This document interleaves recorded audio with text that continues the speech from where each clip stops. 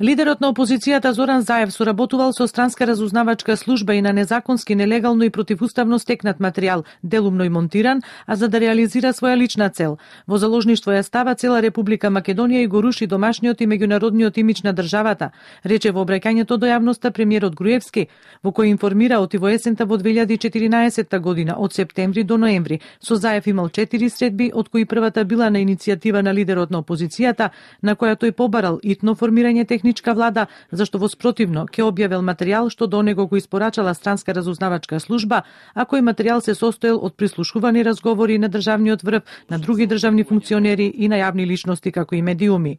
Го гледав и го слушав шефот на македонската опозиција, како седи пред мене и со каква гордост, самоувереност и возвишеност ме информира дека соработувајќи со странска разузнавачка служба, истата го снабдила со нелегално, противзаконски и противуставно стекнат материјал, делумно и монтиран, кој го дава на овој човек со цел да оствари некоја своја цел.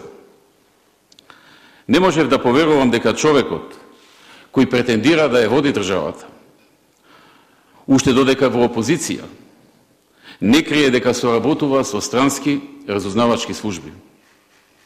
Ми кажа и дека со нив имал серија на средби и повторно се наврати на барањето за формирање на техничка влада.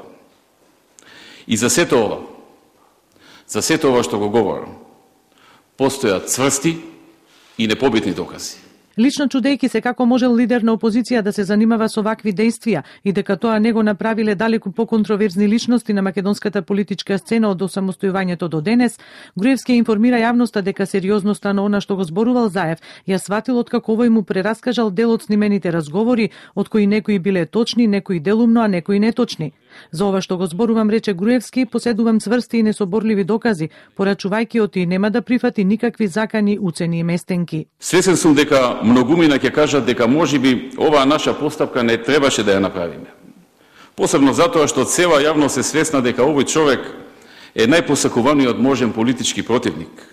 И партиски гледано, најмногу ни одговара тој да продолжи како што си почнал. Но има некои работи кои ниту еден одговорен човек и политичар во светот не може и не смее да ги игнорира и да ги остава настрана. Таква работа е интересот на државата. Ве повикувам да се запрашате што би направил секој од вас кога би бил на моје место. Во цели 24 години независност на оваа држава, вакво нешто ниту еден политичар, дури ни најконтравезните, не направиле. Сакам да го порашам следното.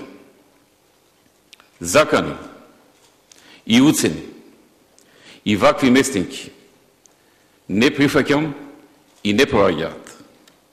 И на сите инволвирани јавно им порачувам дека ние не сме македончиња, туку сме македонци. Премиерот ја повика јавноста бутно да ја следи судската постапка која ќе биде јавна и транспарентна за домашната и за меѓународната јавност и дека таму ќе обелоденел цела вистина, а јавноста ќе се запознае со се што ја интересира.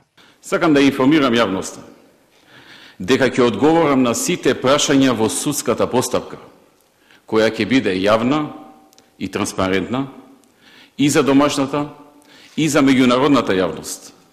И ве повикувам сите да го следите случајот со внимание и да ги гледате доказите и да ги препознаете шпекулациите и местенките. Од денес ќе слушате секакви шпекулации. Вистината за се ќе излезе на виделина. За се постојат цврсти докази. Заев се товари според членот 311 од Кривичниот законник за насилство спрема представници на највисоките државни органи.